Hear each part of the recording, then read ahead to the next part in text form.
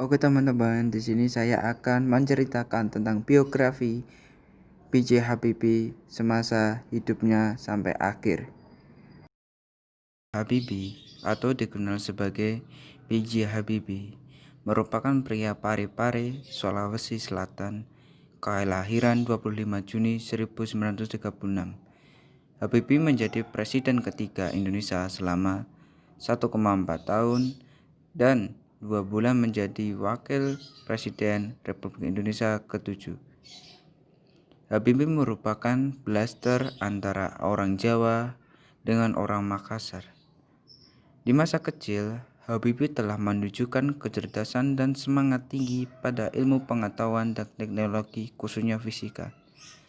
Selama 6 bulan, ia kuliah di Teknik Mesin Institut Teknologi Bandung (ITB) dan dilanjutkan ke Rheinische-Westfälische Technik Hochschule, Jerman pada 1955. Dengan dibiayai oleh ibunya R.A. Tuti Marini Puspawardoyo, Habibie muda menghabiskan 10 tahun untuk menyelesaikan studi S1 hingga S3 di Aachen, Jerman. Berbeda dengan rata-rata mahasiswa Indonesia yang mendapat beasiswa di luar negeri, kuliah Habibie, terutama S1 dan S2, dibiayai oleh ibunya yang melakukan usaha catering dan indekos di Bandung setelah ditinggal pergi suaminya, ayah Habibie. Habibie menggeluti bidang desain dan konstruksi pesawat di Fakultas Teknik Mesin. Selama 5 tahun studi di Jerman, akhirnya Habibie memperoleh gelar Diplom-Ingenieur atau Diploma Teknik. Pak Habibie melanjutkan program doktoral setelah menikahi teman SMA-nya, Ibu Hasri Ainun Besari, pada tahun 1962. Bersama dengan istrinya tinggal di Jerman. Habibie harus bekerja untuk membiayai biaya kuliah sekaligus biaya rumah tangganya. Habibie mendalami bidang desain dan konstruksi pesawat terbang. Tahun 1965, Habibie menyelesaikan studi S3 dan mendapatkan gelar Dokter Ingenieur atau Dokter Teknik dengan indeks prestasi Summa Cum Laude. Selama menjadi mahasiswa tingkat doktoral, B.J. Habibie sudah mulai bekerja untuk menghidupi keluarganya dan biaya studinya.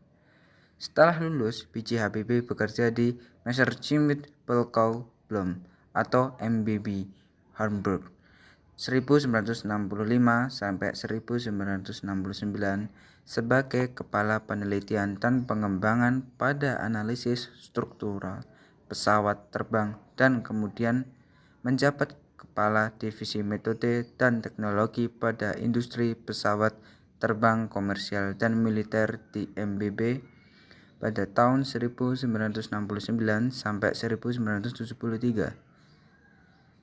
Atas kinerja dan kebriliannya, 4 tahun kemudian ia dipercaya sebagai Vice President sekaligus Direktur Teknologi di MBB periode 1973 sampai 1978, serta menjadi penasihat senior bidang teknologi untuk Dewan Direktur MBB. Dialah menjadi satu-satunya orang Asia yang berhasil menduduki jabatan nomor 2 di perusahaan pesawat terbang Jerman ini. Sebelum memasuki usia 40 tahun, karir Habibie sudah sangat cemerlang, terutama dalam desain dan konstruksi pesawat terbang. Habibie menjadi permata di negeri Jerman dan ia pun mendapat kedudukan terhormat baik secara materi maupun intelektualitas oleh orang Jepang. Selama bekerja di MBB Jerman, Habibie menyumbang berbagai hasil penelitian dan sejumlah teori untuk ilmu pengetahuan dan teknologi di bidang termodinamika, konstruksi, dan aerodinamika. Beberapa rumusan teori dikenal dalam dunia pesawat terbang seperti Habibie Factor Habibie Theorem, dan Habibie Method. Pada tahun 1968, B.J. Habibie telah mengundang sejumlah insinyur untuk bekerja di industri pesawat terbang Jerman. Sekitar 40 insinyur Indonesia akhirnya dapat bekerja di MBB atas rekomendasi Pak Habibie itu sendiri.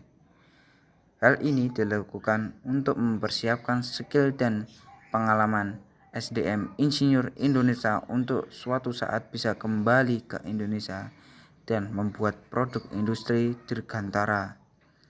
Dan ketika almarhum Presiden Soeharto mengirim Ibnu Sutowo ke Jerman untuk menemui seraya membujuk Habibie pulang ke Indonesia, B.J. Habibie langsung bersedia dan melepas jabatan, posisi dan prestasi tinggi di Jerman. Hal ini dilakukan B.J. Habibie demi memberi sumbangsih ilmu teknologi pada bangsa ini. Pada 1974, di usia 38 tahun, B.J. Habibie pulang ke tanah air. Ia pun diangkat menjadi penasihat pemerintah di bidang teknologi pesawat terbang dan teknologi tinggi hingga tahun 1978. Meskipun demikian, dari tahun 1974 sampai 1978, Habibie masih sering pulang pergi ke Jerman karena masih menjabat sebagai Vice President dan Direktur Teknologi di MBB. Habibie mulai benar-benar fokus setelah ia melepaskan jabatan tingginya di perusahaan pesawat Jerman MBB pada tahun 1978. Dan sejak itu, dari tahun 1978 hingga 1997, ia diangkat menjadi Menteri Negara Riset dan Teknologi Menristek, sekaligus merangkap sebagai Ketua Badan Pengkajian dan Penerapan Teknologi (MPPT). Di samping itu, Habibie juga diangkat sebagai Ketua Dewan Riset Nasional dan berbagai jabatan lainnya. Ketika menjadi Menristek, Habibie mengimplementasikan visinya, yakni membawa Indonesia menjadi negara industri berteknologi tinggi. Ia mendorong adanya lompatan dalam strategi pembangunan, yakni melompat dari agraris langsung menuju negara industri maju. Visinya yang langsung membawa Indonesia menjadi negara industri mendapat pertentangan dari berbagai pihak, baik dalam maupun luar negeri, yang menghendaki pembangunan secara bertahap yang dimulai dari fokus investasi di bidang pertanian. Namun Habibie memiliki keyakinan kokoh akan visinya, dan ada satu kota yang terkenal dari Habibie. Secara materi, Habibie sudah sangat mapan ketika ia bekerja di perusahaan MBB Jerman. Selain mapan, Habibie memiliki jabatan yang sangat strategis, yakni Vice President sekaligus Senior Advisor di perusahaan Hextech Jerman. Sehingga Habibie terjun ke pemerintah bukan karena mencari uang ataupun kekuasaan semata, tapi lebih pada perasaan terima kasih kepada negara dan bangsa Indonesia dan juga kepada kedua orang tuanya. Sikap serupa pun ditunjukkan oleh Kwik Kian Gi, yakni setelah menjadi orang kaya dan makmur dahulu, lalu Kwik pensiun dari bisnisnya dan baru terjun ke dunia politik. Bukan sebaliknya yang banyak dilakukan oleh para politisi saat ini yang menjadi politisi demi mencari kekayaan atau popularitas, sehingga tidak heran praktik korupsi menjamur. 3 tahun setelah kepulangan ke Indonesia, Habibie usia 41 tahun mendapat gelar Profesor Teknik dari ITB.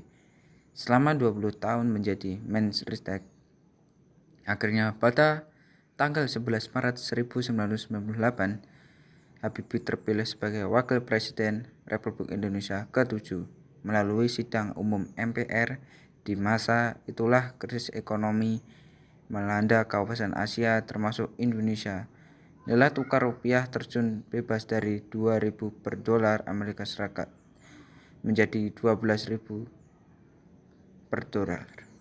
Utang luar negeri jatuh tempo sehingga berbengkak akibat depresinya rupiah. Hal ini diperparah oleh perbankan swasta yang mengalami kesulitan likuiditas. Pada saat bersamaan, kebencian masyarakat memuncak dengan sistem Orde Baru yang syarat korupsi, kolusi, nepotisme dan dilakukan oleh kroni-kroni Soeharto. Dipicu penambahan 4 orang mahasiswa tragedi Trisakti pada 12 Mei 1998, meletusnya kemarahan masyarakat terutama kalangan aktivitas dan mahasiswa pada pemerintahan Orba.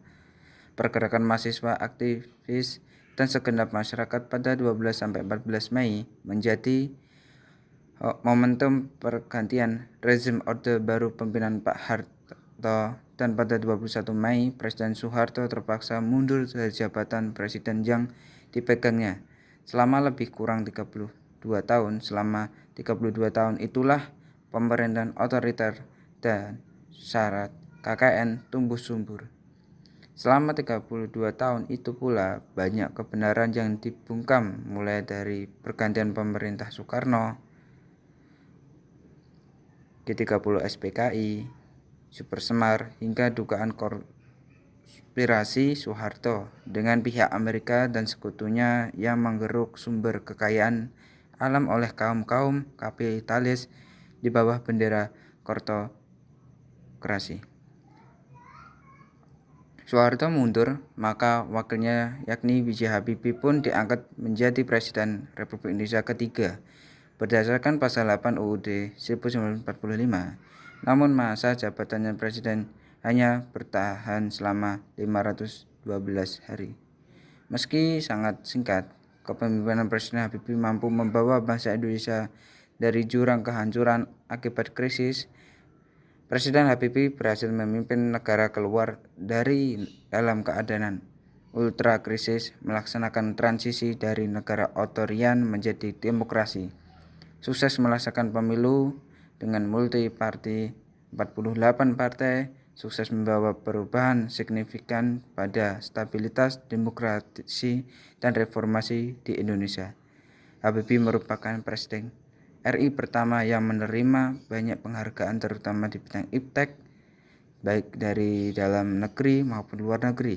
Jasa-jasanya dalam bidang teknologi pesawat terbang mengantarkan beliau mendapat gelar doktor kehormatan dari berbagai universitas terkemuka di dunia, antara lain Cranfield Institute of Technology dan Johannesburg University.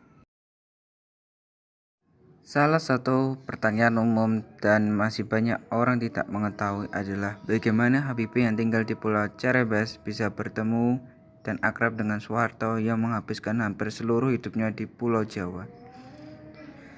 Pertemuan pertama kali Habibie dengan Soeharto terjadi pada tahun 1950 ketika Habibie berumur 14 tahun.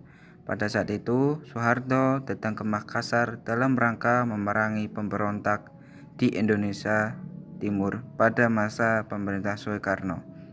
Letkol Soeharto tinggal seberangan dengan rumah keluarga Alwi Abdul Jalil Habibie karena ibunda Habibie merupakan orang Jawa. Maka Soeharto pun diterima sangat baik oleh keluarga Habibie. Bahkan Soeharto turut hadir ketika ayahanda Habibie meninggal. Selain itu, Soeharto pun menjadi comblang pernikahan adik Habibie dengan anak buah prajurit Letkol Soeharto. Kedekatan Soeharto Habibie terus berlanjut meskipun Soeharto telah kembali ke Pulau Jawa setelah berhasil memberantas pemberontak di Indonesia Timur. Setelah Habibie menyelesaikan studi sekitar 10 tahun dan bekerja selama hampir 9 tahun, total 19 tahun di Jerman. Akhirnya Habibie dipanggil pulang ke tanah air oleh Pak Harto. Meskipun ia tidak mendapat beasiswa studi ke Jerman dari pemerintah, Pak Habibie tetap bersedia pulang untuk mengabdi kepada negara. Terlebih pemerintah tersebut berasal dari Pak Harto yang notabene adalah seorang guru bagi Habibie. Habibie pun memutuskan kembali ke Indonesia untuk memberi ilmu kepada rakyat Indonesia, kembali untuk membangun industri teknologi tinggi Nusantara. Bersama Ibnu Sutowo, Habibie kembali ke Indonesia dan bertemu dengan Presiden Soeharto pada tanggal 28 Januari 1974. Habibie mengusulkan beberapa gagasan pembangunan seperti gagasan pembangunan industri pesawat terbang Nusantara sebagai ujung tombak industri strategis, gagasan pembentuk pusat penelitian dan pengembangan ilmu pengetahuan dan teknologi, gagasan mengenai Badan Pengkajian dan Penerapan Ilmu Teknologi. Gagasan awal Habibie menjadi masukan sebagai Soeharto dan mulai terwujud ketika Habibie menjabat sebagai Menristek periode 1978 sampai 1998. Bapak Habibie dijuluki oleh Bapak Teknologi Indonesia, Bapak Demokrasi Indonesia, dan Bapak Cendekiawan Muslim di Indonesia. Pak Habibie meninggal dunia di Rumah Sakit Pak Adi Gatot Subroto, Jakarta pada Rabu 11 September 2019 jam 6:03 waktu Indonesia Barat. Beliau meninggal pada usia 83 tahun dikarenakan faktor usia dan sakit komplikasi, terutama penurunan fungsi jantung yang dideritanya. Beliau dirawat intensif sejak 1 September 2019. Sebelum berpulang, Habibie ditangani 44 dokter yang tergabung dalam tim dokter kepresidenan. Mereka adalah para dokter spesialis dari berbagai bidang, dari ahli jantung hingga otak.